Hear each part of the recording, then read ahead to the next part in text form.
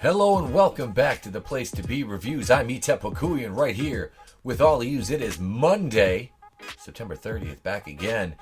Does Reylo need to happen? An answer for yes. This is from dorksideoftheforce.com, and this is a topic I've touched on quite a few times here. And I'm going to use this to kind of correlate into a little bit of talk about Star Wars Episode 9, The Rise of Skywalker. So I'm joined by my dog on the couch here.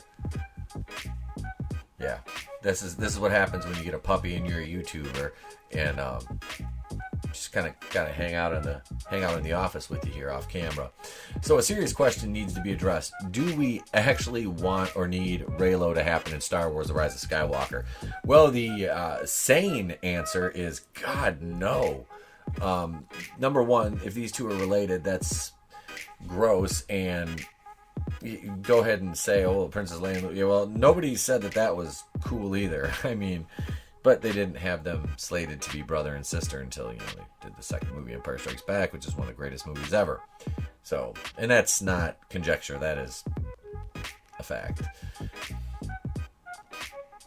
Reylos don't need to happen. Reylos are disgusting weirdos who have, just weird Twitter feeds with pronouns and just creepy fanfic, and they're a bunch of Tumblr-anas. This is from Julie Gray one day ago. In my previous post, someone asked, how can you write about Star Wars and not talk about Reylo? Well, because Reylo has nothing to do with Star Wars. Even though it does, it's the dumbest thing to come out of this sequel trilogy since Rose Tico.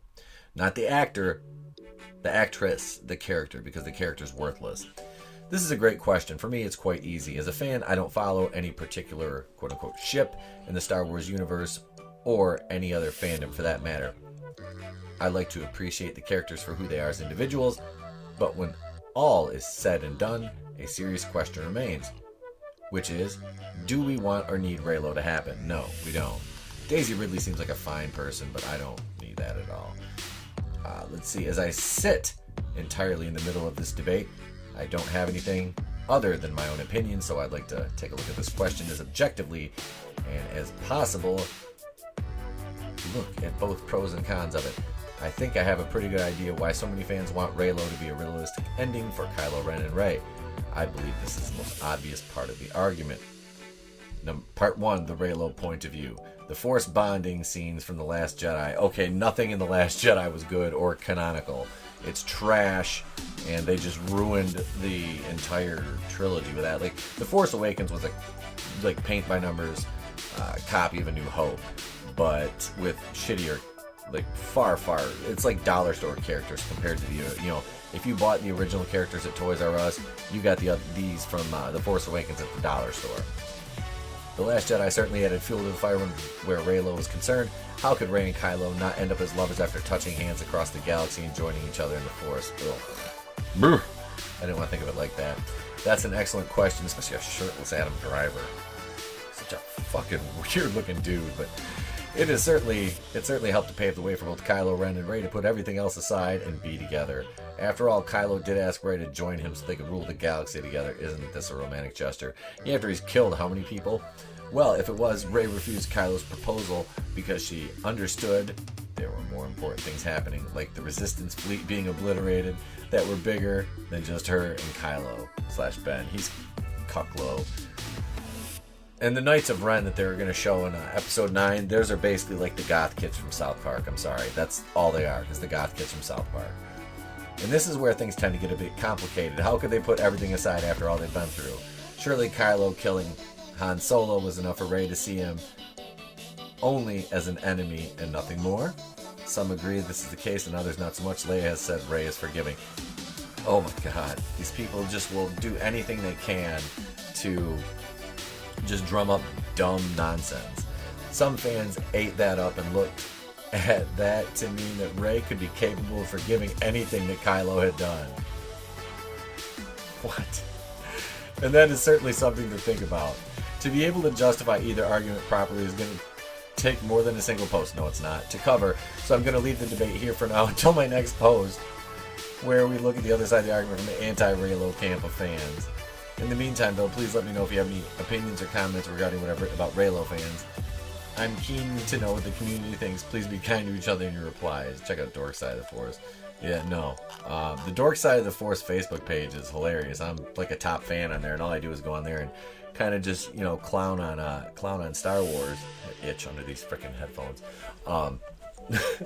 This is so weird and just doesn't even need to happen. Like, these little shippers on Twitter, and they draw this creepy fanfic, and these are the people that harass Adam Driver's wife and, you know, tweet things at her and dox her and say she's too fat for Adam Driver. Him and Daisy Ridley should really be together. And then you had that weird little reporter at Star Wars Celebration that asked Daisy Ridley about it. She shot him down, and he was just like, so, do you have any methods for the Reylos out there? And she was like, I don't.